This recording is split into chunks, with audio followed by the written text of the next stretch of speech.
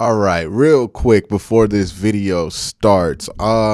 So as you guys can see, Worst Take, the series that some of you guys, if you've been watching this channel for multiple years, I mean like 3 years ago, was the main series on this channel. I've kind of took it away to focus on more day-to-day Brown stuff, and I wanted to bring back Worst Take in a way that would be more interesting, that would be more, I guess, with the times, and in a way that would be kind of what people want out of Worst Take, which is not just me reacting to stuff when it comes to the Browns, but also when it comes to other NFL takes. So what I decided to do was, instead of making Worst Take a series on this channel, I'm going to make Worst Take a series on, well, its own channel, right? So it's going to be its own channel right there. If you were subscribed to the Cavs Burner channel, you are already subscribed to Worst Take. That channel has already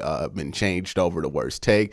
The reason it's not a Cavs channel anymore, you click on the video over there. I'll kind of explain it in further detail, but that's what's going on here. This is kind of like a intro video to get you into the format. So it's going to be on this channel, but if you want to see the future Worst Take videos, which is going to cover the Brown stuff, it's going to cover all the NFL stuff. I know a lot of y'all want to hear what I got to say on other NFL teams. That will be the place to do it.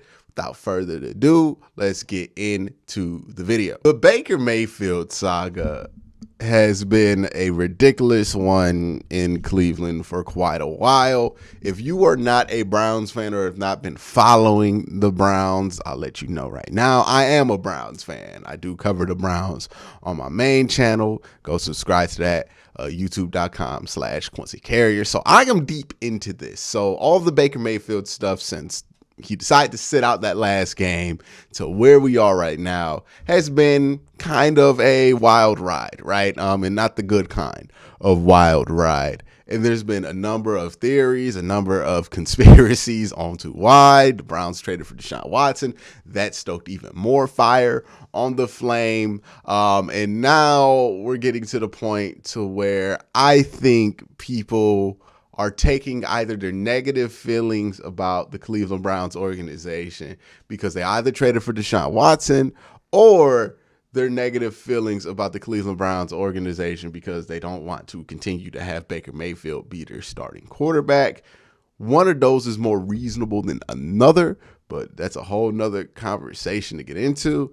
But nonetheless, I think people have gone so far in their disdain towards the Cleveland Browns that they're starting to disrespect players that are not those two guys, right? Like, those two dudes are in the storylines all the time, but now I think it's getting disrespectful. What is it? What that I mean by disrespect? Well, there's this kind of narrative out there, right?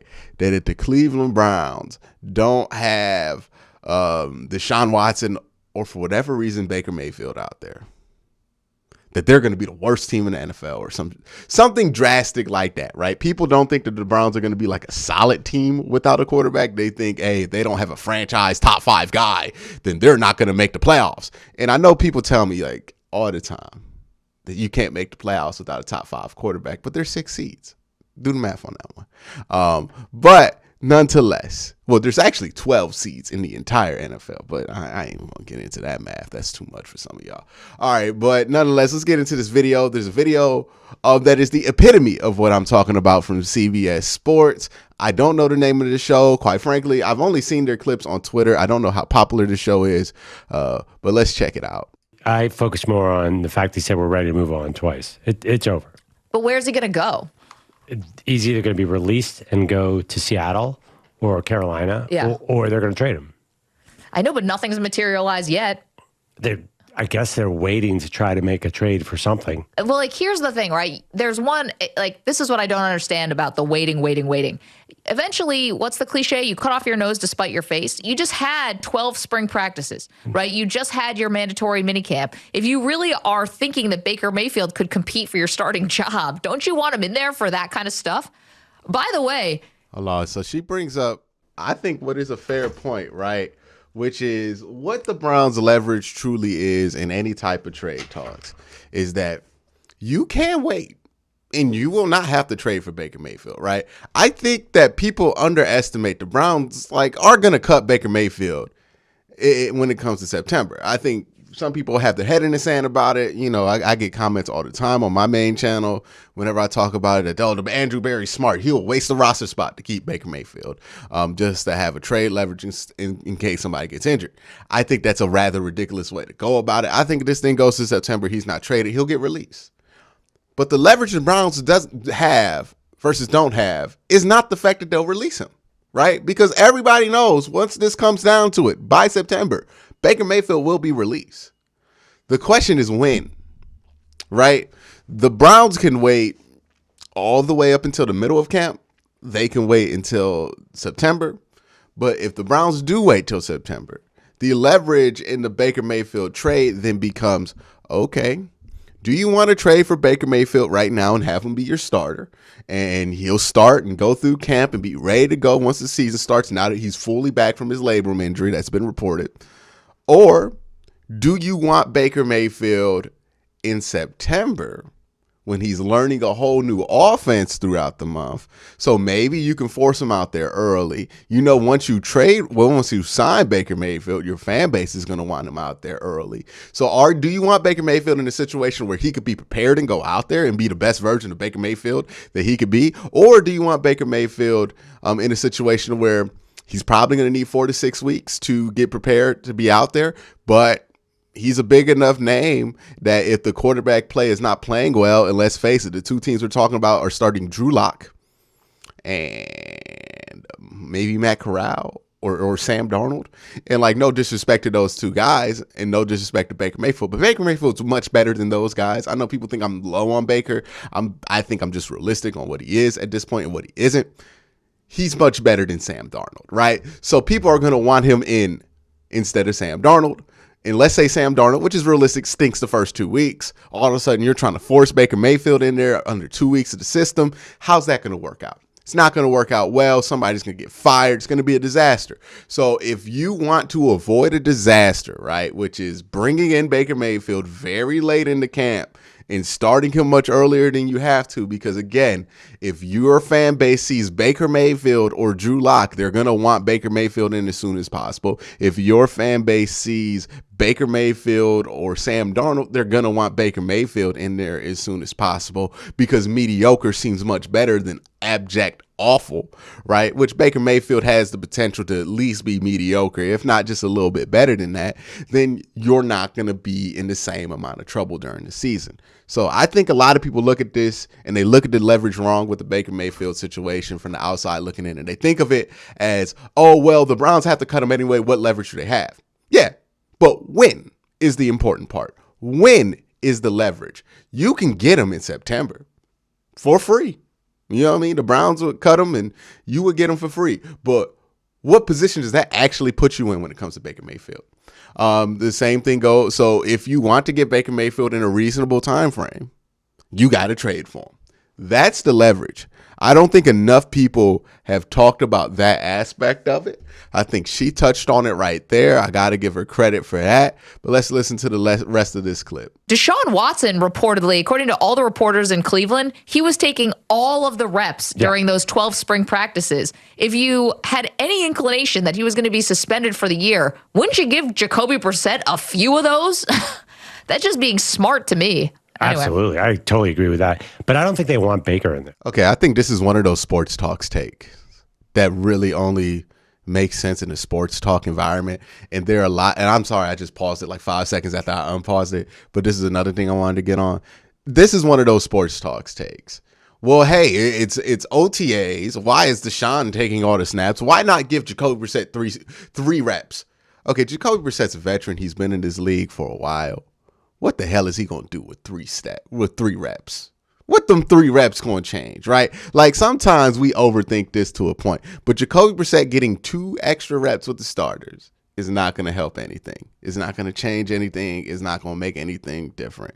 The fact is that if Deshaun Watson gets suspended indefinitely, he will no longer be able to practice with the team once the indefinite suspension is handed out. Now, if he's suspended for a set of regular season games, he will be able to practice throughout training camp, so he will still be in there.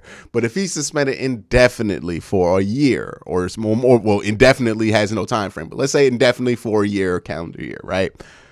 Then the reality is, and even I don't even know if you can, if that's true. Like, I think you can still participate in off-season activities if you're indefinitely suspended. But let's say that you can't. Okay, then Jacoby Brissett's going to get all the snaps during training camp. It's settled, right? Or if Deshaun Watson's going to be out there for 12 games, then Deshaun Watson needs all the snaps during training camp. If Deshaun Watson's going to be out there for 8 games, he's going to need all the snaps. You see what I mean? If Deshaun Watson's going to be out there for any period, he needs all the snaps. He does. Because even if that's the case, okay, let's say during training camp, you go the 3 weeks, the 3 preseason games, you prepare like it's a regular season. You know Deshaun's going to be out for 8 games or whatever it ends up being. Let's say it's a less than 1 year suspension. Let's say it's 8 games, right? He's suspended for 8 games. You give him the first 2 preseason games, or maybe even the first 3 preseason games, all the preseason games. And then after that, you have those extra 2 weeks of practice before you get into your game week. That's where you'll start to transition into Jacoby Brissett once you get into the game week preparation, which the media can't really be there and report on. So the idea that like Jacoby Brissett getting these snaps and like right now matters, I always push back on crap like that because that's a sports talk take. That's a take that only matters in sports talk, but that's just not how any team goes about it. For anything. Also, if it's a 2-year deal, Baker's going to be a free agent after this year. Right. They're not going to re-sign Baker Mayfield. No, they won't. So they need a 2-year solution anyway. There's also, I just don't buy there's all this talent around them because I know Kareem Hunt's going to be a free agent because he's on the trading block right now. They have Nick Chubb, but they've had Nick Chubb and it doesn't mean anything. Myles Garrett is great. Whoa. Does that really guarantee anything? Okay, huh? What? What does this mean? Okay, so let me rewind that and make sure I heard him right. After this year, right. They're not going to re-sign Baker Mayfield. No, they won't. So they need a 2-year solution anyway. There's also, I just don't buy there's all this talent around them because I know Kareem Hunt's going to be a free agent because he's on the trading block right now. They have Nick Chubb, but they've had Nick Chubb and it doesn't mean anything. Myles Garrett is great. Does that really guarantee anything?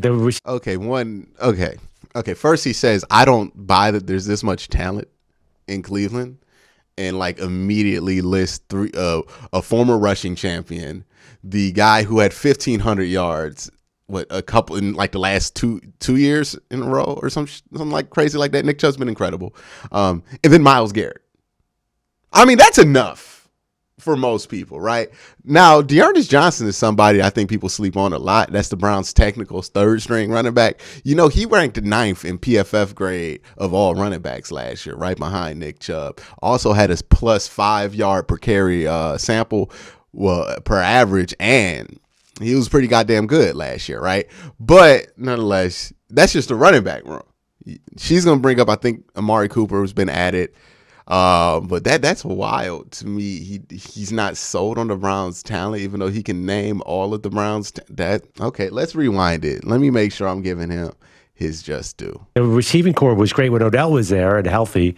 I don't know. I feel they traded for Amari Cooper. Amari Cooper. It's not a great roster, in my opinion. It's an okay roster. I'm sorry. And healthy. I don't know. I feel they traded for Amari Cooper. Garrett is great. Does that really guarantee anything? The receiving core was great when Odell was there and healthy. I don't know. All right, man. This man just didn't watch the team.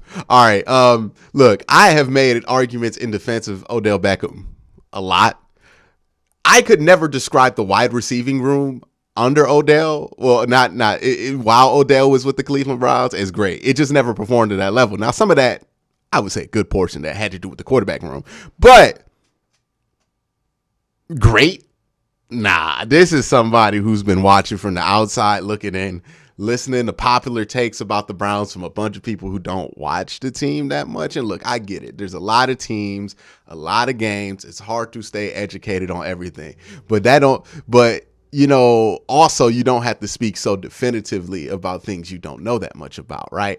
And that's just what he got caught up in here. To say the Browns don't have this talent, that you're not sold on it, to say that Nick Chubb being on your team doesn't mean anything is like patently ridiculous, because everybody likes to bring up the record of the Cleveland Browns since 2018 and contribute that to Baker Mayfield. But the Pro Bowl players that they drafted in that draft were not Baker Mayfield. It was Denzel Ward and it was Nick Chubb. Straight up. It was Denzel Ward and Nick Chubb. So since they added those two Pro Bowl players, plus Jarvis Landry in free agency, the Browns have been a dramatically better team than what they have been, not just in the 2 1-win years, but also with the 1-1 year and the 1-31, whatever that was to y'all. But also in the years preceding that. The Browns, just this era of the Browns has just been much better record-wise than the last 20 years of Browns history since they've added Nick Chubb. Myles Garrett was added in 2017. He didn't really impact winning his first year because he was injured a lot, but then he came back in 2018, really impacted winning. So what I struggle to grasp is, how does having Myles Garrett and Nick Chubb, you can argue that Myles Garrett is the best defensive player in football. You can argue that Nick Chubb's the best running back in football. How does that not help you in any way? I want to know, like, if this is stuff that happens to the Browns, and I'm not trying to say woe is the Browns, but this is stuff that happens to franchises that people like don't feel are top tier franchises, right? Because we would not talk this way if Bill Belichick had Myles Garrett and Nick Chubb and maybe age Cam Newton at quarterback, right? We would not talk this way if this were the Pittsburgh Steelers. We would not talk this way about a bunch of different teams But since it's the Cleveland Browns, it means nothing to have Myles Garrett and Nick Chubb. Just a patently ridiculous take. But you'll hear this a lot. And look, this is what happens when the train is overwhelmingly negative towards your organization, whatever team it is that you cheer for. Everybody is just eager to say that everything associated with your organization is trash. And yeah, you can have negative thoughts about how they did Baker Mayfield. I guess you can have negative thoughts about the Deshaun Watson situation, but don't let that pour into disrespect of Myles Garrett and Nick Chubb. I'm just saying, I think this Browns roster is going to be much better with or without Watson this year than a lot of people expect. And I think that, takes like this are going to be used. This could age like milk. Who knows? But I think that this gentleman is going to be wrong in the long run. But we will see what this is. But that's the first edition of the new Worst Take. Let me know what you think in the comment section down below. What guests do you want me to have on this channel? Who do you want to see in here? And what do you want to see me react to next? Let me know in the comment section below. But y'all have a great day. Have a good night.